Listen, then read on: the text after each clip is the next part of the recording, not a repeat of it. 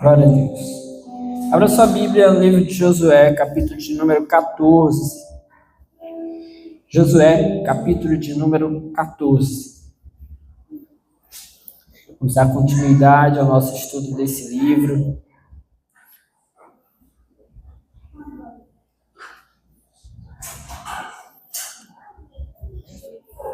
Vocês já foram ler até o final lá para ver o que acontece depois? Pegar os spoilers? Vocês são igual eu, começa a ler o livro aí dá uma olhadinha lá no final, assim, já para saber o que vai acontecer, aí depois volta. Assim que eu faço. Não é bom fazer isso não, Sofia? Não é não? Mas eu faço assim. Já dou uma espiadinha lá no final para ver o que vai acontecer. Josué, capítulo de número 14. Todos acharam? Vamos ler. São só 15 versículos nesse capítulo. O texto diz assim: Foram estas as terras que os israelitas receberam por herança em Canaã, e que o sacerdote Eleazar, Josué, filho de Num, e os chefes dos clãs das tribos dos israelitas repartiram entre eles. A divisão da herança foi decidida por sorteio entre as 9 tribos e meia, como o Senhor tinha ordenado por meio de Moisés, pois Moisés já tinha dado herança às 2 tribos e meia a leste do Jordão. Mas aos levitas não deram herança entre os demais. Os filhos de José formaram as 2 tribos de Manassés e Efraim. Os levitas não receberam porção alguma da terra. Receberam apenas cidades onde viver, com pastagens para os seus rebanhos. Os israelitas dividiram a terra conforme o Senhor tinha ordenado a Moisés. Os homens de Judá vieram a Josué em Gilgal, e Caleb, filho do Quenezeu Jefoné, lhe disse: Você sabe o que o Senhor disse a Moisés, homem de Deus, em Cades Barneia, sobre mim e sobre você. Eu tinha 40 anos quando Moisés, servo do Senhor, enviou-me de Cades Barneia para espionar a terra. Eu lhe dei um relatório digno de confiança. Mas os meus irmãos israelitas que foram comigo fizeram o povo desanimar-se de medo. Eu, porém, fui inteiramente fiel ao Senhor, o meu Deus. Por isso, naquele dia, Moisés me jurou: certamente a terra em que você pisou será uma herança perpétua para você e para os seus descendentes, porquanto você foi inteiramente fiel ao Senhor, o meu Deus. Pois bem, o Senhor manteve-me vivo como prometeu. E foi há 45 anos que ele disse isso a Moisés, quando Israel caminhava pelo deserto. Por isso aqui estou hoje, com 85 anos de idade. Ainda estou tão forte como no dia em que Moisés me enviou. Tenho agora tanto vigor para ir à guerra como tinha naquela época. Dê-me, pois, a região montanhosa que naquela ocasião o Senhor me prometeu. Na época, você ficou sabendo que os Enaquins lá viviam com suas cidades grandes e fortificadas. Mas se o Senhor estiver comigo, eu os expulsarei de lá, como ele prometeu. Então Josué abençoou Caleb, filho de Jefoné, e lhe deu Hebrom por herança. Por isso até hoje, Hebrom pertence aos descendentes de Caleb, filho do Quenezeu Jefoné, pois ele foi inteiramente fiel ao Senhor, o Deus de Israel. Hebrom era chamada Kiriat Arba, em homenagem a Arba, o maior dos Enaquins, e a terra teve descanso da guerra. Vamos orar? Senhor, essa é a tua palavra, nós estamos aqui em tua presença, pedindo ao Senhor nessa noite, mais uma vez, a tua graça, a tua direção e do teu favor sobre as nossas vidas. Que em nome de Jesus sejamos aqui edificados, fortalecidos, possamos ser cheios da tua presença e possamos viver lá fora, Senhor, aquilo que o Senhor nos ensina e espera de nós. Pai amado, em nome de Jesus, nos conduz a uma compreensão profunda e plena, tira de nós todo impedimento, todo atrapalho, todo medo, angústia, dor, preocupação com as coisas lá fora. Em nome de Jesus, nós repreendemos esse lugar. Que a tua santa palavra, Senhor, possa nos enriquecer nessa noite. Que aquilo, Senhor, que nós, já tendo lido alguma vez esse texto, não compreendemos, possamos compreender nessa hora. Pai amado, e que, em nome de Jesus, aqui sejamos fortalecidos, como igreja possamos crescer, que apenas a Tua Palavra e o Teu Santo Espírito possam, nessa noite, agir e reinar nesse lugar. Amém e amém. Bom, meus irmãos, no capítulo passado, né, o Alexandre deu início aí à questão da divisão das terras pelo povo de Israel, pelas tribos de Israel, mais especificamente aí voltando-se à divisão das terras a leste do Jordão, né, as 2,5 tribos que ficaram ali com terras dadas a eles antes ali da travessia do Jordão. Agora, nós temos aqui no capítulo de número 14, basicamente, o método que foi utilizado para a divisão da terra já de Canaã, mais especificamente, né, ou seja, as terras ali a oeste do Jordão. E nós vamos também ter acesso aqui a um episódio aqui muito especial, muito importante, né? Caleb agora aparece, né? Caleb aí sempre referenciado aí ao lado do nome de Josué, né? Por conta da questão de que eles foram enviados a espiar a terra, ainda quando o povo ainda não tinha passado ali pelo deserto. E agora ele aparece de novo, ele reaparece nesse momento, né? E é bem interessante aqui a história, o enredo ao redor dele, e tem várias lições para nós aqui nessa noite, né? Embora seja um texto curto aqui, talvez bem prático, mas há várias lições para nós aqui nessa noite, que o Senhor nos conceda aí conseguir compreender essas verdades contidas aqui. Mas, meus irmãos, bom, tendo o capítulo anterior apresentado, então, esse relato da distribuição das terras antes aí da travessia do Jordão, ou seja, das terras a leste do Jordão, agora o relato, como eu disse, é sobre a divisão das terras de Canaã, de fato, né, a oeste do Jordão, tá? Os israelitas até então tinham acampado ali todos juntos, né? Nós vimos todo o movimento deles, né? E o tempo inteiro ali eles estão, desde a travessia, ali desde antes da travessia, na verdade, depois com a travessia, depois eles acampam juntos, tem as batalhas ali ao longo de alguns anos, mas eles sempre estão ali, praticamente ali amontoados, estão juntos ali como povo, mas agora esse território ele precisa ser dividido. Há um detalhe aqui importante, muito importante aqui para a gente compreender. Apesar de todo o relato das guerras que nós tivemos até agora, essa terra ela não é uma terra totalmente ou plenamente dominada. Os povos foram vencidos, mas há pessoas que ficaram, há povoados que ficaram.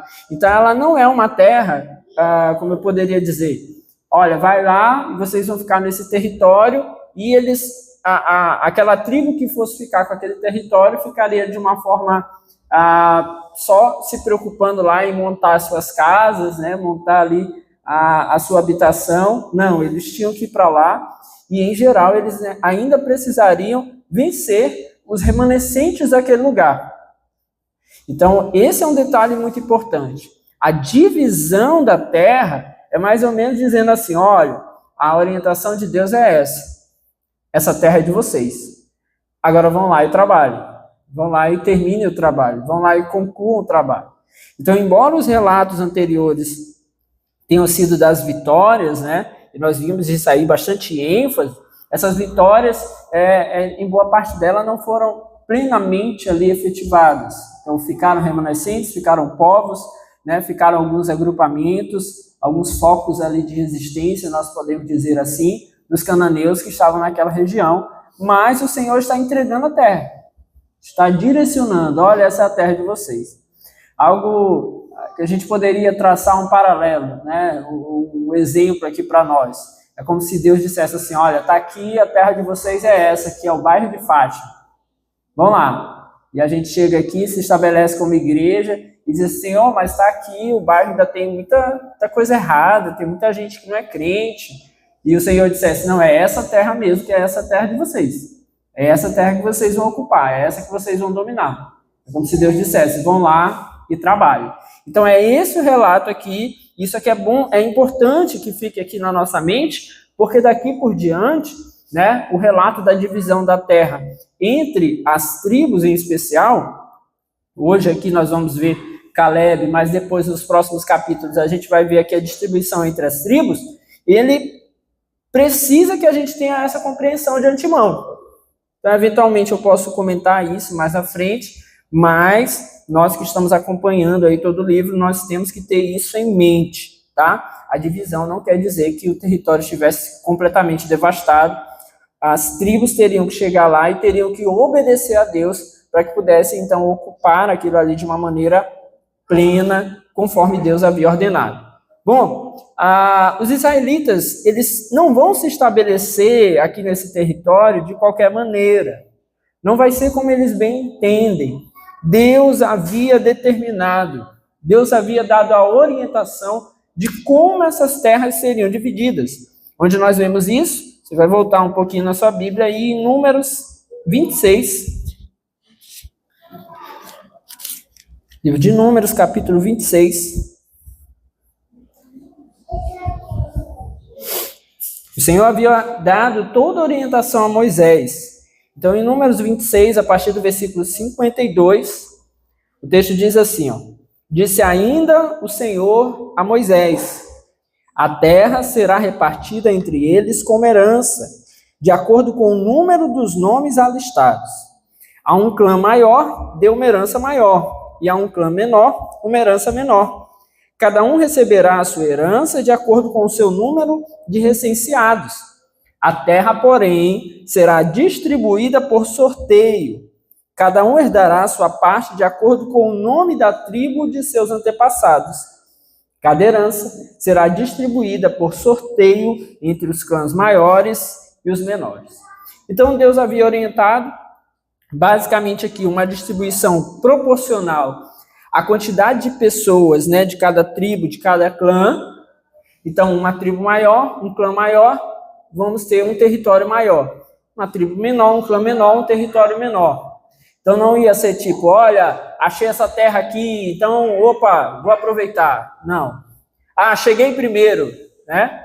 Ou, como era quando era criança, no murro. Cheguei primeiro, chegar perto de mim, eu dou um murro em você, você vai para longe. Nada disso foi cogitado. Por quê? Porque Deus já havia dito como seria feita a distribuição. E aí, além dessa proporcionalidade, o Senhor determinou que seria feito por sorteio. O Senhor havia determinado que seria feito dessa forma. Nós vamos já falar do sorteio. Mas preste atenção. Aqui, o Senhor estabeleceu quem seriam os administradores aqui desse momento, né? Versículo 1, foram estas, do capítulo 14 aí, de Josué, pode voltar. Foram estas as terras que os israelitas receberam por herança em Canaã, e que o sacerdote Eleazar, Josué, filho de Num, e os chefes dos clãs das tribos dos israelitas repartiram entre eles. Então, quem iria dividir? O Senhor também havia estabelecido isso. Eleazar, Josué e os chefes dos clãs de cada tribo. Então, eram essas pessoas responsáveis. Então, não ficou, vamos dizer assim, não era para ficar uma confusão. Eu vou lá e vou me meter também. Eu achei essa aqui interessante, eu vou lá dizer que essa aqui é melhor para nós. Não, Deus estabeleceu uma ordem. Deus estabelece a sua ordem de fazer as coisas. Isso é muito interessante quando nós observamos a obra de Deus. Deus é um Deus de ordem. Deus estabelece a ordem com o que Ele quer. Deus estabelece os tempos. Deus estabelece as formas. Por isso, uma das coisas muito importantes que nós temos que ter na nossa vida, na nossa caminhada de fé com o Senhor, é estarmos atentos àquilo que o Senhor estabeleceu. Não é do jeito que a gente quer. Não é só porque nós gostamos. O culto ao Senhor, por exemplo, não é tudo que eu gosto que eu posso querer incrementar ao culto. O Senhor estabelece ordem. Naquilo em que, de repente, o Senhor não, como eu posso dizer, não quiser dizer, talvez seja porque Ele nos deu um espaço ali para nós podermos tomar a decisão. Mas há muitas coisas em que Deus estabeleceu ordem segundo a sua própria palavra. Então, um bom caminho para nós e qualquer coisa que nós façamos primeiro perguntar a Deus: Senhor, há uma ordem estabelecida por ti? E quem vai nos responder isso é a sua palavra. Se nós encontramos na palavra de Deus uma ordem, nós vamos cumprir a ordem. Nós só vamos partir para tomar decisões que não envolvam diretamente uma ordem de Deus quando não houver diretamente uma ordem de Deus sobre aquilo. Um exemplo, a diaconia da igreja, ou o pastoreio da igreja.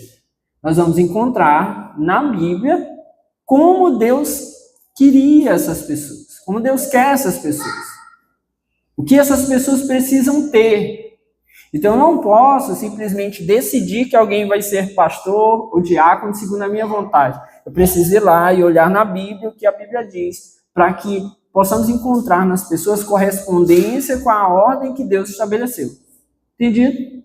Então, só um exemplo aqui de como em muitas coisas Deus estabelece a sua ordem. Aqui, nesse caso em especial, Deus havia estabelecido como as coisas seriam feitas e quem seriam as pessoas que iriam cuidar disso. Então, não caberia ali aos demais tomar partido daquilo que Deus já havia estabelecido, quais as pessoas e como as coisas seriam feitas.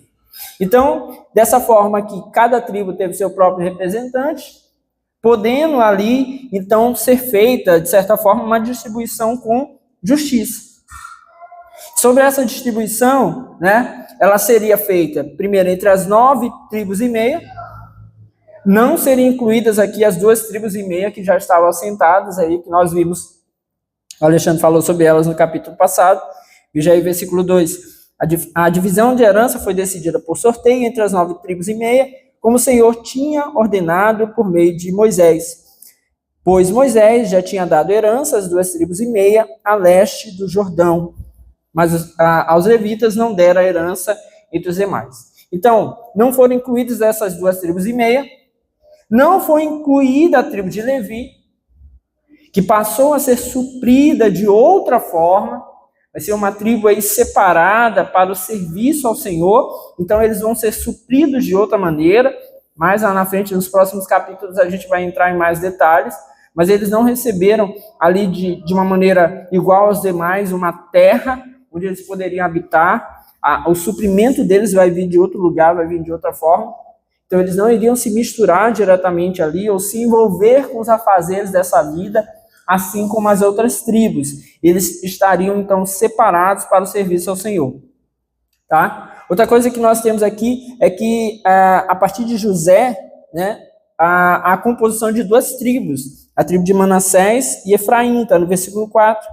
Os filhos de José formaram as 2 tribos de Manassés e Efraim. Então, tira-se aí, então, a tribo de Levi, e aí você tem 2 tribos dadas aqui a Manassés e Efraim, que eram filhos não de Jacó, mas filhos de José. Tá? Então, aí vem então a composição das 12 tribos, Você consegue ter essa divisão. Então, foi mantido então o número dos 12, tá? A tribo de Levi sem um território próprio, mas nós temos aí a divisão sendo feita, a forma como ela foi feita aí a distribuição entre as tribos de Israel. E aqui a questão do sorteio. É muito interessante, O critério estabelecido foi o sorteio. Quando Deus estabelece o critério, nesse momento aqui da história, o sorteio, nós já vimos aí nos capítulos passados, que essa era uma prática, de certa forma, comum. Era comum que o povo de Israel, naquele tempo, resolvesse questões conforme a orientação de Deus por meio do sorteio. E aqui Deus estabeleceu isso mais uma vez. Olha, a divisão das terras será feita de maneira proporcional, mas será feita por sorteio. E é muito interessante isso, porque na cabeça da gente, o sorteio, ele demanda uma ideia de coisas aleatórias, de vamos ver o que dá, de pode ser ou pode não ser. Mas aqui, meus irmãos, o sorteio ele tem um significado diferente. Por quê? Porque ao dividir aqui as terras por sorteio, primeiro, eles estão entendendo que eles estão se submetendo a Deus, a sabedoria de Deus e a soberania de Deus. Eles entendiam verdadeiramente que, de acordo com o sorteio que fosse sendo colocado ali, as tribos que fossem sendo colocadas, era Deus que estava estabelecendo aquilo ali. E eles podiam então se satisfazer e confiar que Deus havia ordenado aquelas coisas. Na cabeça deles não existia nada aleatório. Era Deus que estava estabelecendo. Então, se na hora do sorteio a primeira tribo que saiu é essa, é Deus que está estabelecendo e nós confiamos. Então, aqui para nós traz o entendimento de algo que talvez nos nossos tempos atuais a gente tenha muito mais dificuldade de aceitar a vontade de Deus, aceitar a ordem de Deus, aceitar aquilo que Deus está estabelecendo, aceitar a sabedoria de Deus, que Deus sabe o que está fazendo, aceitar a soberania de Deus, que Ele é poderoso, que Ele tem poder sobre aquilo que Ele está fazendo. Nós temos muita dificuldade. Mas esses povos aqui, eles compreendiam que Deus tinha esse controle, que Deus tinha esse poder, e regia, inclusive, os sorteios que estavam sendo estabelecidos ali. Então, essa confiança eles tinham. Não era algo aqui que na cabeça deles, é aleatório. Ou algo que eles considerassem que alguém poderia roubar ali, enganar na hora de fazer o sorteio. Não, eles confiavam verdadeiramente que era Deus que estava fazendo isso. E, de fato, meus irmãos, era Deus que estava fazendo. Outra coisa que nós percebemos aqui na questão do sorteio é que eles aqui tinham, então, um desejo ou uma decisão, uma disposição aqui de aceitar aquilo que fosse estabelecido no sorteio. Eles não pegavam aquilo ali como quem dizia assim, olha, mas não gostei. Mas esse aqui era melhor para a gente. Não. Eles tomavam ali aquela questão e entendiam assim que foi Deus que estabeleceu, é algo que é dado por Deus. Quem somos nós para questionar? Quem somos nós para reclamar do que Deus está fazendo?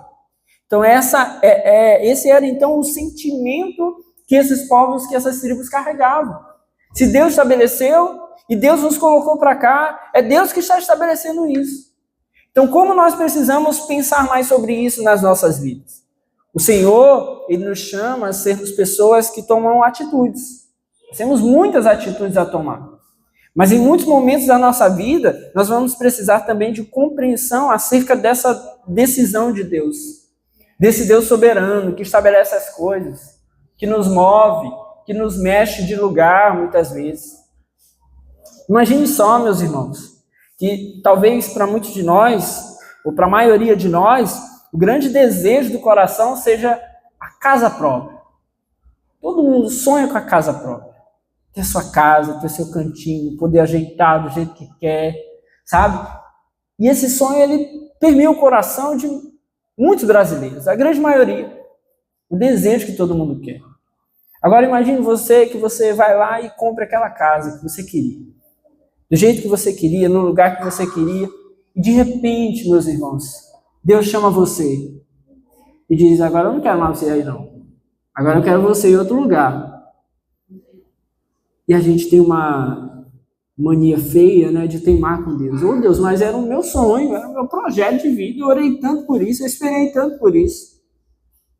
E a gente vai e muitas vezes reluta com aquilo que Deus está fazendo, a gente reluta com aquilo que Deus está querendo, com a movimentação que Deus está promovendo para a gente. De fato, meus irmãos, muitas vezes é difícil de compreender. Mas o que esse texto aqui nos ensina é que nós precisamos ter um coração mais disposto a aceitar. Ainda que em alguns momentos nós não vamos compreender muito bem. Como assim eu batalhei tanto por isso e agora eu não posso ficar? Como assim eu queria tanto que fosse aqui e agora não é mais? Como assim eu queria que fosse tanto desse jeito e agora o Senhor me move para outro lugar? Uma coisa que eu aprendi assim, bem cedo assim na minha caminhada, meus irmãos, é que tem coisas que Deus faz assim que só Ele está entendendo e a gente não entende. E a gente tem que se dispor a ter essa consciência. De repente você é chamado para trabalhar no lugar. E você diz assim, não era isso que eu queria, não é isso que eu sonho para a minha vida, não era aqui que eu queria estar, não era o que eu planejava, mas de repente eu preciso trabalhar aqui. Algumas vezes Deus vai levar a gente em lugares só para conhecer uma pessoa, só para lidar com alguém, só para ter uma oportunidade que nós só teremos naquele lugar. Então, é esse mover de Deus que vai acima dos nossos pensamentos que a gente precisa estar disposto a compreender, a aceitar.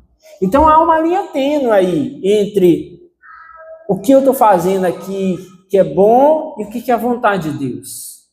E às vezes a gente vai ficar naquela briga, não, mas isso é bom. E se as coisas estão acontecendo diferente daquilo que eu queria, não é a vontade de Deus. E a gente vai ficar naquela rixa ali. Como a gente resolve isso? A única forma de resolver é levando para Deus. É deixando Ele decidir. É dizendo, Senhor, eu estou aqui, meu coração deseja isso, ou é aqui que eu estaria feliz, ou eu nem queria estar aqui, mas Senhor, qual é a tua vontade? Qual é o teu desejo? O que o Senhor está estabelecendo? E aí permitir que seja um coração que aceite melhor aquilo que Deus está fazendo. Uma boa orientação, talvez para nós, seja ir para a palavra de Deus. Como assim, pastor? Eu vou para a palavra de Deus e aí eu vou ver o que eu estou fazendo. É lícito? Aos olhos da palavra de Deus? É. Você está trabalhando no lugar. Aí você está trabalhando, sei lá, numa empresa que faz cambalachos. Não vai ser lícito.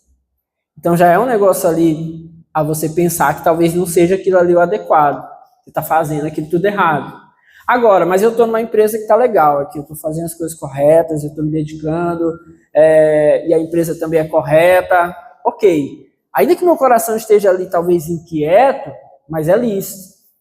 Outra coisa, o que eu faço aos olhos de Deus é agradável? Eu vou olhar se é agradável aos olhos de Deus. Não só aos olhos do mundo, né, daquilo que é a licitude da lei humana, mas agora aos olhos de Deus. É agradável? Biblicamente é aceito? Eu estou fazendo? Tá. Mas ainda assim, de repente eu estou inquieto, aí agora eu vou dizer assim, Senhor, agora eu vou levar para ti, porque aqui chegou num ponto que eu não consigo mais sondar segundo os padrões dos homens. Ou segundo o padrão desse mundo comparado à Bíblia, na verdade. Eu não consigo mais sondar. Segundo a Bíblia está tudo certinho. Mas por que ainda eu estou inquieto? Ou por que ainda eu estou achando que pode ser em outro lugar e aqui não? Ou por que eu ainda não entendi por que eu estou aqui? Aí agora eu vou levar para Deus. Aí nessa hora é oração, é jejum, é continuar aos pés do Senhor, não tem outro caminho. Até que, querendo o Senhor, Ele abre os nossos olhos e nos faça então entender o que Ele está fazendo. Amém, gente? Vocês entenderam isso? Então são os caminhos que a gente tem. A gente não vai ter, na grande maioria das vezes, respostas no estalar de dedos. Mas a gente tem um caminho para levar. A gente tem a Bíblia para a gente comparar as questões que a gente está vivendo, para saber se está agradável a Deus, e a gente tem o próprio Senhor, a quem a gente pode orar e esperar nele as respostas adequadas para a nossa vida. Bom, tendo falado sobre isso, né, o versículo 5 diz, os israelitas dividiram a terra conforme o Senhor tinha ordenado a Moisés. Então o versículo 5 aqui conclui essa parte de como as terras foram divididas, dizendo que eles obedeceram a Deus. Isso é fundamental na nossa vida. Se eu estou obedecendo a Deus, eu já tenho um infinito caminho aí traçado para as coisas realmente no final darem certo, ainda que eu não esteja compreendendo. A obediência ao Senhor é a ordenança primária para nós. Obedeçam e obedeçam. Obedeçam a Deus. Bom, aí o texto vai seguir aqui no capítulo 14 ainda, trazendo então agora a petição de Caleb. Caleb vai procurar então Josué antes que fossem lançadas as sortes ali, antes que fosse feito o sorteio, para delimitar os espaços ali das respectivas tribos. Ele vai procurar Josué. Por quê? Porque agora Josué não é o único homem mais idoso ali no meio do povo de Israel. Caleb também tem ali uma idade muito semelhante à de Josué, e era justo, portanto, ali que esse varão, né, esse homem ali mais velho, ele pudesse ali talvez requerer, talvez alguma espécie de honra, ou algo que de fato, e aí a gente vai ver que é isso realmente que aconteceu, que Deus havia traçado para ele. Havia de fato uma promessa de Deus a Caleb. E Caleb guardou isso no seu coração por muito tempo. Né? Por todos esses anos aí, ele vai contar sobre isso, ele vai falar sobre isso, ele guardou essa promessa em seu coração, de uma maneira cuidadosa, de uma maneira zelosa, né? Mas ele ficou ali com ela guardadinha, sem atrapalhar ninguém, sem impedir que as coisas acontecessem, pelo contrário, ele contribuiu para que as coisas acontecessem, mas o tempo inteiro ele estava ali com essa promessa guardada no seu coração. Então, Caleb vai apresentar aqui a sua petição, né? Uma espécie de exigência, na verdade, que ele faz a Josué por uma terra. E a terra que ele está exigindo, o texto vai dizer lá no final, que era o Hebron, o Monte Hebron, né? Essa terra que ele estava exigindo. Veja aí o versículo 6. Os homens de Judá vieram a Josué em Gilgal, e Caleb, filho do Quenezeu Jefoné, lhe disse: você sabe o que o Senhor disse a Moisés, homem de Deus, em Cades-Barneia, sobre mim e sobre você. Eu tinha 40 anos quando Moisés, servo do Senhor, enviou-me de Cades-Barneia para espionar a terra. Então ele está falando aí, quando eu tinha 40 anos, foi aquele tempo em que ele foi enviado, né? E ele não precisa falar, Josué estava junto também, para espionar a terra. E não só eles, mas outros homens também, que foram aqueles que voltaram dizendo que a terra era muito difícil. Caleb, porém, junto com Josué, voltaram dizendo que a terra era favorável, que a terra era boa, né? Então, essa ideia aqui, esse momento aqui, ele se passa considerando isso, aquilo que eles fizeram lá atrás, quando eles tinham 40 anos de idade. Então, aí o texto segue: eu lhe dei um relatório digno de confiança, mas os meus irmãos israelitas que foram comigo fizeram o povo desanimar-se de medo. Eu, porém, fui inteiramente fiel ao Senhor, o meu Deus. Preste atenção. Caleb está aqui fazendo aqui a sua exigência por esse monte. Caleb aqui ele é chamado de Quenezeu, né?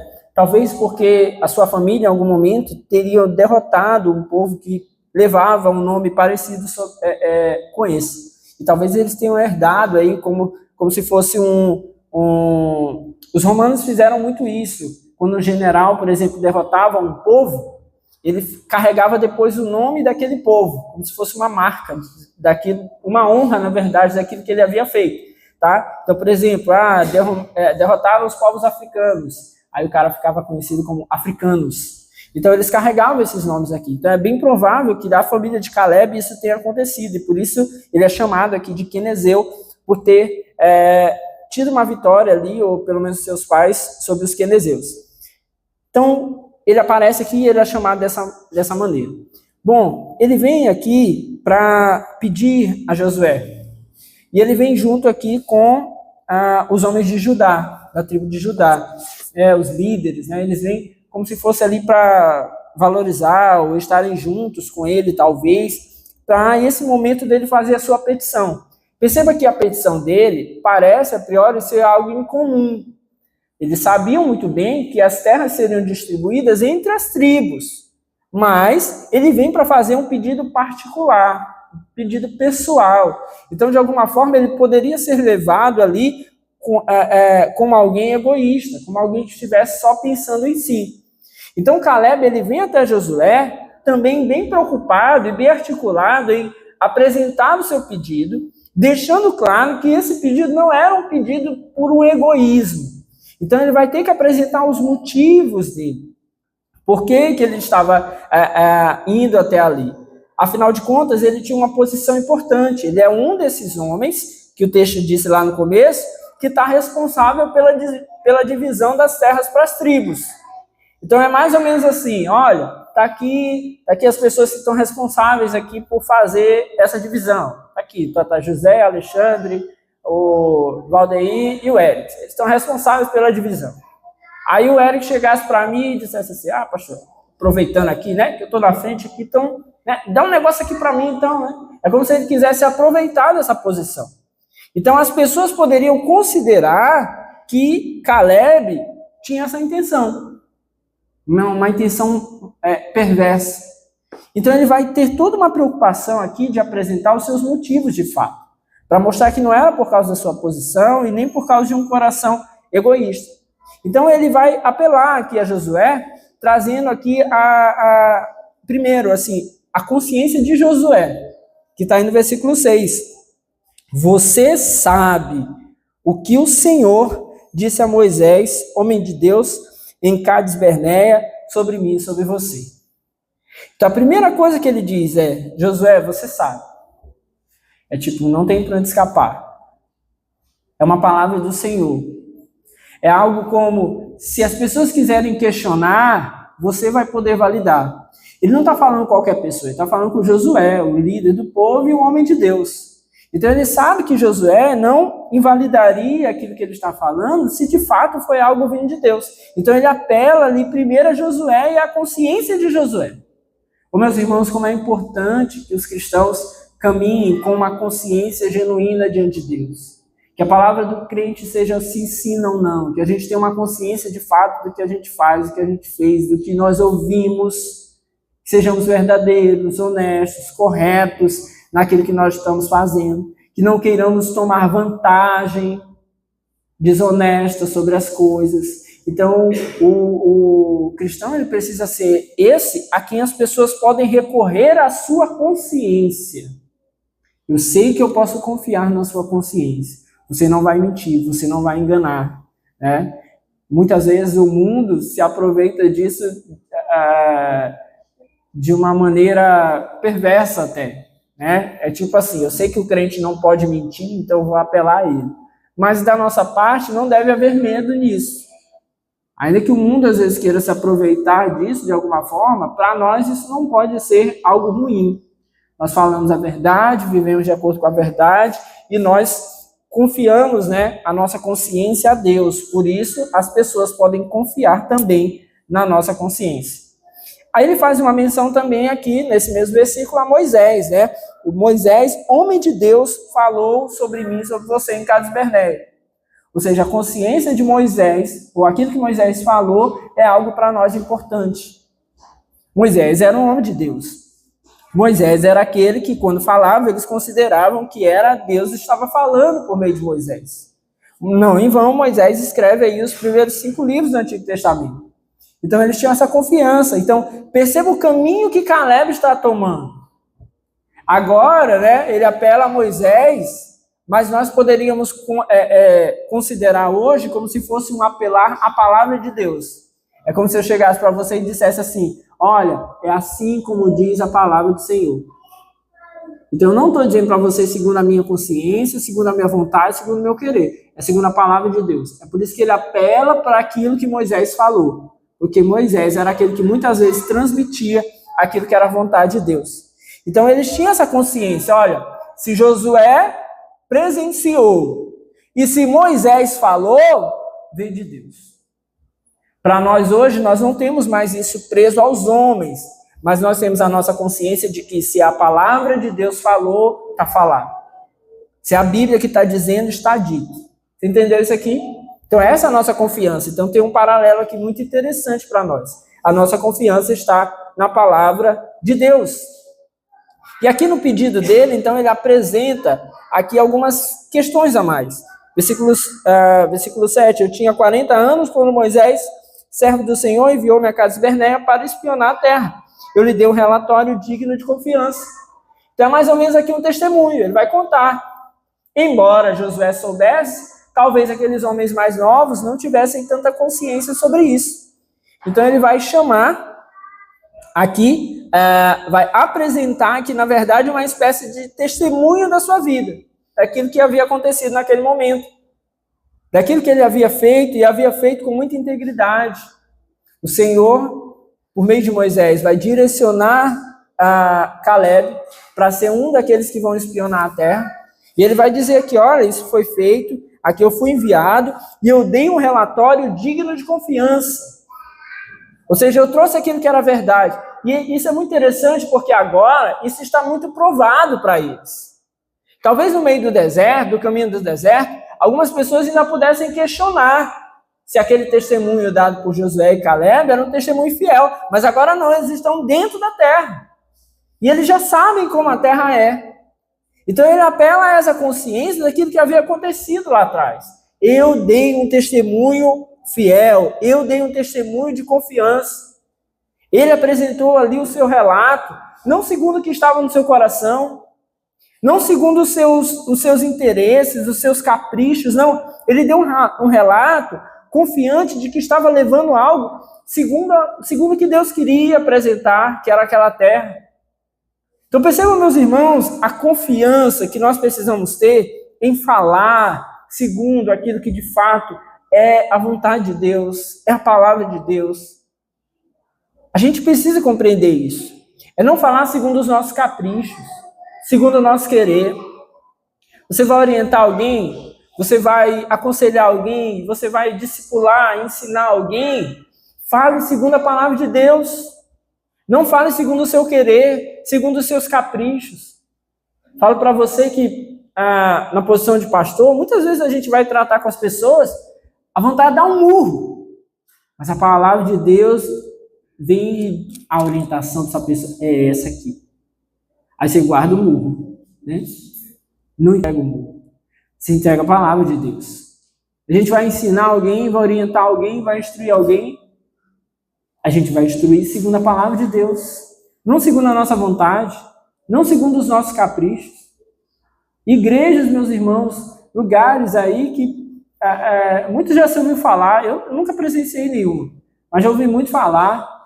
Foi lá, fulano de tal, disse que o marido para a irmã era esse aqui. Era só porque ele queria casar o encalhado. Assim, irmão, esse cara é de Deus para você. Tá aqui, a profecia está entregue. O contrário também. Aqui, irmão, a irmã para você é essa aqui.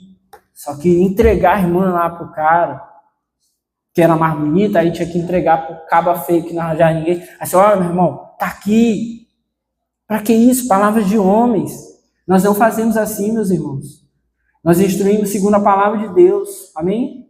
É segundo a palavra de Deus que nós orientamos. Então, Caleb apela a isso. Eu dei um testemunho fiel, correto. Eu dei um testemunho aqui zeloso, de confiança. Ou seja, segundo o que realmente Deus queria mostrar. Eu não trouxe o meu medo. Eu não trouxe o meu pavor. Como, por exemplo, quando eles olharam, né, os gigantes, os enaquins, ele não trouxe o seu medo, a sua preocupação. Ele trouxe o relato sobre o que era a terra, que era o que Deus de fato queria mostrar. E foi justamente isso que ele está trazendo agora à tona, né, está apelando a isso para apresentar ali como um argumento para que ele possa tomar então agora essa terra. Ele não fez algo só para agradar Moisés, como muitas pessoas falam as coisas para agradar os homens. Quando nós pregamos, quando nós falamos, nós não falamos aquilo que é para agradar as pessoas. Nós falamos aquilo que é a palavra de Deus. Que vai agradar de alguma maneira, mas que vai repreender, que vai instruir, que vai orientar, que vai edificar, porque é a palavra de Deus. Ele fala aqui também que ele acreditava, que com isso ele ia perseverar em seguir ao Senhor, em se manter próximo ali do seu dever, e viver para a glória de Deus. Ele diz assim, eu, porém, fui inteiramente fiel ao Senhor, meu Deus. Por isso, naquele dia, Moisés me jurou, certamente a terra em que você pisou será uma herança perpétua para você e para os seus descendentes, porquanto você foi inteiramente fiel ao Senhor. Ou seja, porque eu fiz aquilo ali, eu vou continuar vivendo para o Senhor. Eu vou perseverar no Senhor, eu vou seguir. Por isso que Moisés me falou. Moisés falou porque o meu coração estava em Deus, eu vou continuar perseverando em Deus. Perceba aqui, meus irmãos, que tem uma questão aqui muito interessante. Daqui a pouco ele vai falar sobre a idade, né, sobre o tempo que já passou, mas ele estava aí bem mais novo, 45 anos antes. E agora ele está continuando, ele está perseverando no Senhor. Perceba como é importante aquilo que volta e meia nós falamos aqui, os líderes do Ministério Infantil têm falado bastante, como é importante começar a caminhar com o Senhor desde mais novo e viver isso com perseverança, resistir a isso, né? Fazendo a vontade de Deus, perseverar na vontade do Senhor. Então, a esses que mesmo quando estão mais jovens, amam o Senhor, perseveram no Senhor, devem continuar fazendo isso até quando estiverem mais velhos. Devem continuar fazendo isso durante todas as suas vidas, sabendo que receberão uma recompensa eterna. Uma terra eterna, que não vai ser perene como essa aqui que Caleb estava atrás, uma terra eterna. A Canaã celestial, essa é a promessa de Deus para nós. Então, dar toda a sua vida ao Senhor. Há muitas pessoas que estão esperando o tempo mais à frente, estão esperando o tempo avançar, para um dia servirem ao Senhor. Não, quanto antes, meus irmãos. quanto antes. Eu sempre falo, se tem um arrependimento na minha vida é eu não ter servido o Senhor na minha adolescência. Eu ter vivido outras coisas. Se pudesse ter gastado aquele tempo para o Senhor, mas aí agora não dá mais para voltar atrás. Mas quantos a gente puder instruir que vivam as suas vidas para o Senhor desde a idade mais nova, façam. Não perca essa oportunidade. Você não precisa ir lá no mundo experimentar alguma coisa para depois voltar. Você não precisa ir lá, como quem se lamenta, eu estou só na igreja, eu só vivo na igreja, eu só faço as coisas igual as pessoas da igreja, então eu vou lá experimentar uma coisinha. Gaste toda a sua vida para o Senhor. Gaste o seu tempo para o Senhor. Faça isso. E aqui, Caleb está falando justamente sobre isso. Ele viveu todo esse tempo aqui para o Senhor. E seguiu aqui com o coração entregue. Seguiu aqui com o coração dedicado. O texto diz que eu, porém, fui inteiramente fiel ao Senhor, o meu Deus. O coração entregue, dedicado ao Senhor, Deus sendo glorificado. Assim nós precisamos ser. Pessoas que são inteiramente fiéis a Deus, que se entregam completamente. Não se entregue por reservas. Não se entregue só um pouco, não entregue só um pouco do que você tem, entregue todo o seu coração. Nós precisamos nos entregar sim ao Senhor, inteiramente fiéis, completamente entregues ao Senhor, para que Deus seja glorificado de uma maneira única por meio das nossas vidas. Assim nós devemos seguir na nossa caminhada cristã. E perceba como Caleb está usando essas coisas aqui como argumentos, né? Para trazer algum mérito. Daqui a pouco ele vai revelar que não há mérito, que Deus havia ordenado isso. Mas é como se dissesse assim, em outras palavras, olha, Deus ordenou, eu obedeci, e agora eu terei direito a isso. Então ele fez aquilo que era agradável a Deus. Esse é o chamamento para nós, fazer aquilo que é agradável a Deus. A sua experiência aqui, que ele teve aqui da bondade de Deus, aqui desde esse dia também aqui é revelado. Veja aqui no versículo 10. Pois bem, o Senhor manteve-me vivo como prometeu. E foi há 45 anos que ele disse isso a Moisés, quando Israel caminhava pelo deserto. Por isso aqui estou hoje, com 85 anos de idade. Ainda estou tão forte como no dia em que Moisés me enviou. Tenho agora tanto vigor para ir à guerra como tinha naquela época. Bom, essa é a experiência de Caleb. É uma experiência de permanência no Senhor, de dedicar-se ao Senhor por tanto tempo. Por tanto tempo. Ora, ele foi espionar a terra, receberam ali o decreto a respeito dessa terra, receberam o decreto por conta daquilo que aconteceu, então eles peregrinaram no deserto. O povo de Israel recebeu o decreto de que todos os homens acima de 20 anos, exceto Josué e Caleb, morreriam no deserto, não entrariam na terra de Canaã. E o que Caleb fez durante esse período? Permaneceu fiel a Deus. Caminhou com o povo no deserto, fez a vontade de Deus, viveu para agradar a Deus, fugiu do pecado, permaneceu no Senhor, vivendo ali para a glória dele. Mas ainda assim, agora ele nos mostra que, na verdade, foi Deus que foi misericordioso com ele. Foi Deus que agiu com graça com ele. Percebam, meus irmãos, que nós caminhamos com Deus, nos dedicamos, nos esforçamos, mas no fim das contas, foi Deus que foi bom conosco. A gente faz, mas no fim das contas, foi Deus que nos conduziu e nos fez fazer. A gente se dedica, se empenha, a gente se desgasta muitas vezes, se cansa, mas no final das contas a gente vê que foi Deus que nos sustentou para a glória dele. E é isso que Caleb vai demonstrar aqui. Primeira coisa aqui, ele foi mantido vivo no deserto. Então, mesmo com os perigos, as fadigas, os cansaços ali de todos os dias, mesmo diante disso, ele foi mantido vivo no deserto. Mesmo envelhecendo, depois agora nesse momento, ele é dos mais velhos ali, por conta daqueles que morreram. Então ele e Josué são os mais velhos.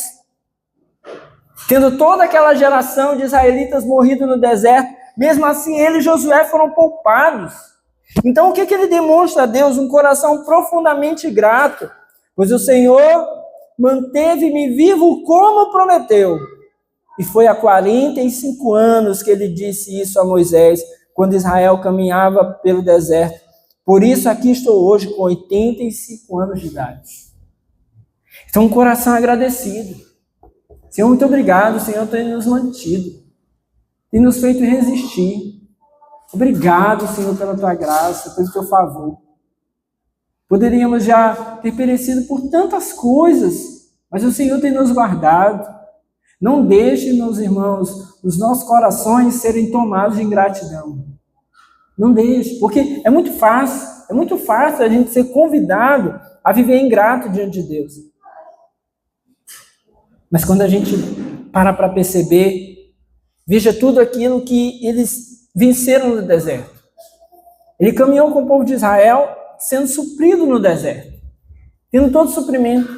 Agora todos aqueles outros ali, acima de 20 anos, morreram, mas ele está vivo. Deus é bom. Deus é bom. Caminhou todo esse tempo no deserto. Deus é bom. Passou mais esses anos aqui das batalhas. Ele poderia ter morrido em uma batalha aqui em Canaã. Mas Deus o manteve vivo. O quanto Deus é bom. Nós devemos glorificar a Deus pelo seu poder, por aquilo que Ele está fazendo conosco, nos guardando. Todo início de ano, final de um ano, começo de outro ano, pelas condições climáticas em especial, nós vemos tantas tragédias no Brasil e ao redor do mundo. É sempre muito presente nesse tempo. Todo ano o pessoal fala como se fosse novidade, mas é todo ano a mesma coisa. Dezembro, janeiro, acontecem muitas tragédias, especialmente pelas questões climáticas. Mas nós podemos dizer, olha, nós ainda estamos aqui. O Senhor tem nos mantido vivos, tem nos guardado, tem nos livrado aí de tantos males. Louvado seja Deus por isso, meus irmãos, que isso esteja guardado no nosso coração. Que a cada dia isso possa nos tornar mais sensíveis, então, acerca da bondade de Deus, que nos mantém com vida, que nos guarda, que nos livra do mal. Nós somos tão frágeis, meus irmãos. Nós somos tão frágeis. Vi uns dias atrás um vídeo no Rio de Janeiro. A mulher estava num hotel, tomando sol, assim, na área externa, perto da piscina. Aí no vídeo passa assim, dá para ver assim, uma bala perdida, assim, raspou na cabeça dela. Chega a dar para ver o cabelo, sabe, saltando assim. Aí a notícia estava lá, mulher tomando sol no hotel, quase foi vitimada lá com uma bala perdida. Nós somos tão frágeis, quer dizer, 1 centímetro a mais para próximo da cabeça dela, provavelmente não teria resistido. Nós somos tão frágeis. Então, essas coisas precisam tornar os nossos corações mais gratos. Amém, meus irmãos? Porque dormimos, louvado seja Deus. Porque acordamos, louvado seja Deus. Porque fomos alimentados, louvado seja Deus. Porque temos, louvado seja Deus. Porque temos pouco, mas louvado seja Deus por todas as coisas e porque Ele tem nos mantido. Amém? E assim o nosso coração tem que seguir. Caleb está aqui também demonstrando a sua gratidão, porque o Senhor susteve ele por todo esse tempo, por todo esse período.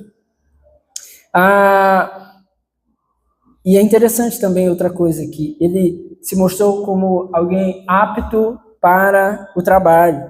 Versículo 11, ainda estou tão forte como no dia em que Moisés me enviou. Tenho agora tanto vigor para ir à guerra como tinha naquela época. É claro que talvez ele apresente isso aqui como um argumento também. Josué, me dê a terra aí. Mas me dê porque eu estou pronto ainda. Agora entenda. Quando ele fala assim, tanto quanto aquela época, ele é um senhor de 85 anos dizendo que eu tenho tanto vigor quanto eu tinha quando eu tinha 40 anos. Então, assim, muito tempo se passou. A idade dele aí mais que duplicou. Então ele está dizendo, eu ainda tenho vigor. Então, é claro que talvez aqui tenha um pouco de uma intenção de dizer, eu ainda estou pronto, ainda estou bem, me dê a terra, ainda estou bem. Mas aqui, meus irmãos, tem para nós que certamente Deus o manteve bem. Deus o sustentou. Manteve Caleb ali como uma exceção à regra. Ele está bem. Por quê? Porque ele seguiu o Senhor. É o Senhor que nos mantém vivos, prontos, nos mantém fortes, atentos, nos faz resistir. Às vezes o cansaço físico vem, mas hoje a gente vive num mundo que talvez as mentes fiquem mais cansadas do que o corpo. Ou os corpos fiquem cansados porque a mente antes se cansou, e aí isso sobrecarrega o corpo. Então só do Senhor nos manter bem, só do Senhor nos manter com a consciência firme nele, meus irmãos, isso já deveria ser para nós motivo de agradecer. Tem gente literalmente pirando. Tem gente que realmente não está resistindo às questões desse mundo. A gente viu aí no período da pandemia, teve gente que morreu com crise de ansiedade, com medo da Covid, sem ter Covid. Pessoas que ficaram realmente transtornadas. Pessoas que têm medo de sair na rua, têm medo desse mundo, andam aflitas, angustiadas, com qualquer coisa. Só do Senhor nos manter com sanidade, nos manter firmes, isso já é maravilhoso demais. Então nosso coração tem que estar também agradecido ao Senhor por isso. Ele diz assim, olha, eu tenho tanto vigor quanto naquela época. Ainda estou bem, eu ainda posso ir à guerra assim como naquela época. E isso é maravilhoso. É Deus que está o sustentando. Que a cada dia, meus irmãos, nós possamos celebrar. Algumas pessoas questionam o fato de que cristãos acabam comemorando aniversário, né? Dizem que cristãos não deveriam comemorar aniversário, porque você não vê pessoas comemorando aniversário na Bíblia. Mas o aniversário, por exemplo, é uma dessas boas oportunidades que nós temos para parar e pensar na nossa vida. Vivi mais um ano. Quantas pessoas não se foram, né, durante esse nosso último ano de vida, mas eu estou aqui, estou firme, você está firme, está bem, está vivo, o Senhor concedeu a você mais um ano. É olhar para as coisas, para a vida, para a família e ver a graça que o Senhor está nos dando. Isso é maravilhoso. Então, assim que os nossos corações sejam fortalecidos com essa condução de Deus. Ele também está aqui lembrando da promessa que o Senhor havia feito por meio de Moisés a ele. Mais uma vez lá no versículo 9. Por isso, naquele dia, Moisés me jurou, certamente a terra em que você pisou será uma herança perpétua para você e para os seus descendentes, porquanto você foi inteiramente fiel ao Senhor, meu Deus. Por que ele recebeu essa promessa? Por que Caleb recebeu essa promessa? Porque ele foi naquela terra, voltou com um coração fiel, entregando ali aquilo que realmente tinha acontecido, com um coração realmente desejoso ali por passar uma notícia de confiança, e Moisés sendo percebido que a instrução de Caleb, ou a notícia de Caleb, foi realmente uma notícia correta, agradável a Deus, ele então fez aquela promessa, de que essa terra, né, de que ele teria parte nessa terra. E agora então, Caleb está fazendo o pedido em cima dessa promessa que estava sobre ele. Uma promessa que Deus o havia dado, de que ele receberia essa terra. E agora, nós conseguimos perceber, meus irmãos, então, a paciência de Caleb. Preste atenção. Ele recebe a promessa, e aí ele não fica, e agora? Que hora vai ser? E aí? Imagina eles no deserto, toda hora Caleb dizendo assim, perguntando para os líderes, e aí? Que hora vai ser? Estou com uma promessa aqui. Não. Ele peregrinou o deserto, ele passou todo o tempo ali, eles fazem a travessia no Jordão, eles conquistam ali todo aquele território, depois que todas as batalhas se vão, quando chegou o momento da divisão, agora ele se apresenta e diz, eu tinha uma promessa. Moisés me fez uma promessa. Muitas vezes nós ficamos impacientes com as promessas de Deus para a nossa vida, especialmente aquelas que estão contidas na palavra. Mas nós não podemos descartar também que de repente Deus faz promessas ainda de uma maneira individual, nos faz pensar sobre algo, nos faz ficar com aquela expectativa. E muitas pessoas, quando recebem uma promessa da parte de Deus, ficam tão angustiadas, esperando que aquilo ali possa se resolver de uma maneira rápida, que não conseguem provar do caminho. Caleb nos ensina aqui a provar do caminho, a provar da caminhada, enquanto Deus nos prepara para o momento da concretização das promessas. Prove o caminho, viva, se deleite, vai fazendo aquilo que o Senhor vai colocando ali no meio dessa caminhada, vai provando disso. Eu sou de uma geração, não sei se hoje isso diminuiu um pouco, né? Talvez a nossa vivência aqui só na igreja local me faça perder um pouco a noção das outras igrejas. Mas eu sou de uma geração, de uma época, na verdade, que todo mundo ficava naquela angústia atrás do chamado. E foi tanta gente, meus irmãos, que passou a vida inteira atrás do chamado, que desviou sem cumprir o chamado, e se afastou de Deus sem viver o chamado de Deus, sem viver aquilo que Deus orientava. E, meus irmãos, quando a palavra de Deus nos traz orientações claras, a gente não precisa ficar correndo atrás daquilo que a gente acha que tem que ser. A palavra de Deus vem e diz assim claramente: vão pelo mundo todo, preguem o evangelho a todas as pessoas. A gente tem uma ordenança. Por que eu vou ficar esperando o chamado? Quando Deus já me deu uma ordem, eu não preciso ficar cogitando o dia que vai ser a promessa tal. Não preciso. Meu coração precisa estar disposto a obedecer Deus agora. Foi isso que Caleb fez. Ele obedeceu Deus na caminhada e esperou o tempo certo da concretização de uma promessa, de algo que estaria por vir no futuro. Mais especificamente aqui, 45 anos, segundo o seu próprio relato. 45 anos. Tem um rapaz, eu não lembro o nome dele agora, mas eu gosto de assistir alguns comentários dele, que tem no YouTube, e ele tem um canal no YouTube assim, bem grande, ele alcança muita gente mesmo. E ele conta o testemunho dele, né, que quando ele recebeu da parte de Deus, ele era novo, e ele recebeu da parte de Deus algo como se fosse uma visão mesmo, né, de que ele ainda pregaria para muitas pessoas, e muitas pessoas ao redor do mundo. E quando ele recebeu isso da parte de Deus, vem aquela primeira coisa assim, como é que vai ser isso, né? Ele conta que nessa época, era 2002, 2003, tipo, internet era aquele negócio, né? Aquela dificuldade. Não tinha internet como a gente tem hoje, não tinha YouTube como tem hoje, né? Então ele ficava naquela um pouquinho, mas depois ele começou a centrar-se em fazer o que tinha para fazer. Aí foi ensinar na igreja, eu vou pregar onde a igreja levava, onde tinha os trabalhos da igreja, onde tinha pouca gente. Ainda que ele tivesse recebido uma promessa particular de que um dia ele pregaria para pessoas do mundo inteiro. E hoje, né, depois de muitos anos, aí, pela data que ele diz, mais ou menos 20 anos, ele tem um canal muito grande no YouTube, onde ele consegue pregar para o mundo inteiro. O YouTube dá essa possibilidade. Pela visibilidade que ele tem, ele consegue pregar para o mundo inteiro. Mas onde é que ele começou? Na igrejinha local, pregando para os irmãos, os grupos pequenos, né, da igreja, nas aulas, na igreja, na escola bíblica. Era ali que ele estava pregando. Nos cultos com poucas pessoas. Então não fique angustiado pelo futuro, pelaquela promessa de estar em um lugar remoto. Se dispõe a viver aquilo que Deus está fazendo agora. Caleb se dispôs a viver aquilo que Deus tinha para ele agora.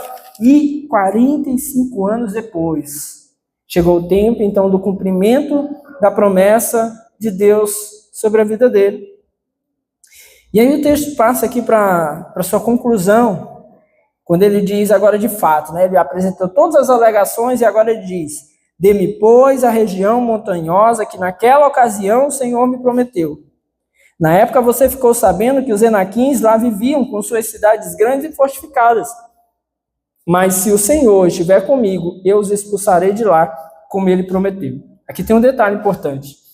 Lá no capítulo de número 11, nós falamos aqui sobre os Enaquins, que estavam na terra de Hebron, que é essa terra aqui que Caleb está requisitando. E o texto lá diz que nenhum Enaquim foi deixado vivo no território israelita.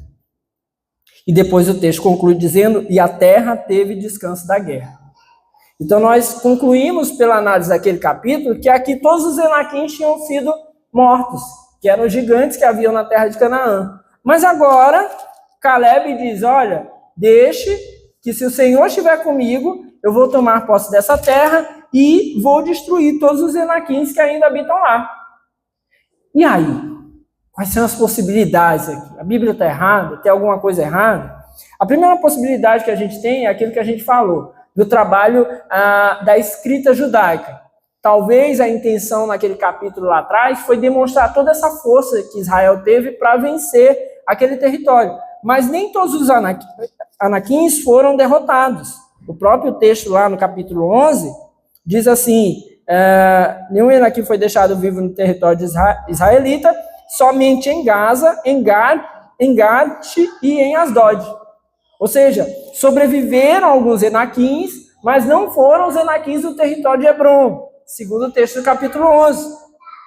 Então, ou foi hipérbole, e ficaram pessoas ali ainda vivas, Enaquins, ou a outra possibilidade é que esses Enaquins dos outros territórios que ficaram vivos agora estão aqui, nesse momento, ou a terceira possibilidade que os teólogos apontam é o fato de que Josué tenha escrito como quem já apontava para a derrota final dos Enaquins depois da ocupação de Caleb. Deu para entender?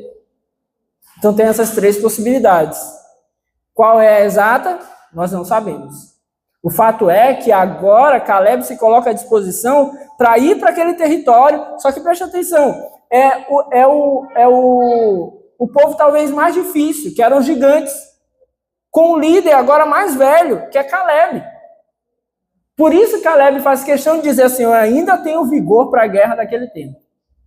Mas, embora ele tenha vigor, aqui tem um detalhe importante. Ele diz, mas se o Senhor estiver comigo, eu os expulsarei de lá, como ele prometeu. Nós não podemos esquecer, meus irmãos, nós não podemos esquecer que é sempre assim, se o Senhor estiver comigo. Amém?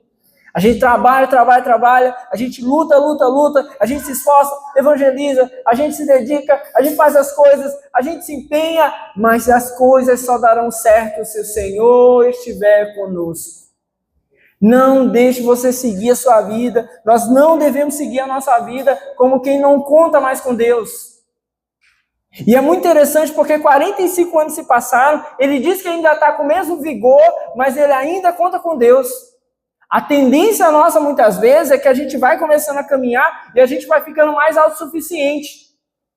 Lá no começo da minha caminhada, eu comecei a pregar os meus primeiros sermões, aí a gente vai, se ajoelha e diz, Senhor, me ajuda aqui, que eu não sei o que vai sair hoje, está chegando a hora do culto e eu não sei direito o que eu vou falar, Senhor, meu Deus, e a gente ora, aí depois vai lá, prega, na hora que acaba o culto, Senhor, Senhor, obrigado que o Senhor me ajudou. Aí os irmãos vêm assim e dizem, meu irmão, que palavra abençoada, aí a gente fica por dentro, só Deus mesmo, que esses irmãos não sabem nem como é que eu estava. Mas aí a gente vai caminhando, a gente vai melhorando, a gente vai estudando teologia, a gente vai ficando mais... Aí depois a gente já vai ficando mais autossuficiente. A tendência nossa, meus irmãos, é buscar essa autossuficiência. Mas aqui Caleb nos dá a receita, a saída. A gente jamais pode continuar sem ter Deus, amém? Nós precisamos do Senhor, porque se o Senhor estiver conosco, nós venceremos. Se o Senhor estiver conosco, nós expulsaremos os Enaquins, como ele prometeu.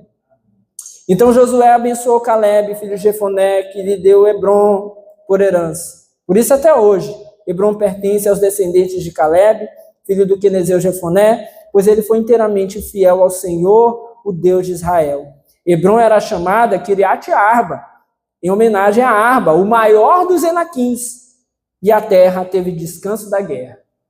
Essa expressão, e a terra teve descanso da guerra, é a mesma do capítulo 11, depois que eles vencem os Enaquins. Por isso que é provável também que tenha sido Josué antes falando sobre esse tempo que viria depois. Certo é, meus irmãos, que o texto está nos apontando é, Caleb não apenas ficou com a terra, mas como eles conseguiram vencer os gigantes que estavam ali. Por quê? Porque o Senhor estava com Caleb. Porque ele seguiu com o Senhor. Porque ele foi inteiramente fiel ao Senhor, o Deus de Israel. É assim que nós vencemos, meus irmãos, as nossas lutas. Ainda que sejam promessas de Deus, ainda que sejam anúncios de Deus para nós, daquilo que vai acontecer, não caminhe sozinho, não vá sozinho. Passe toda a sua vida, passe todos os seus dias, ainda que chegue à mais velha idade, continue dependendo do Senhor. Nós precisamos sempre depender do nosso Deus. Amém? Fique de pé no seu lugar, vamos orar e ir para casa em nome de Jesus.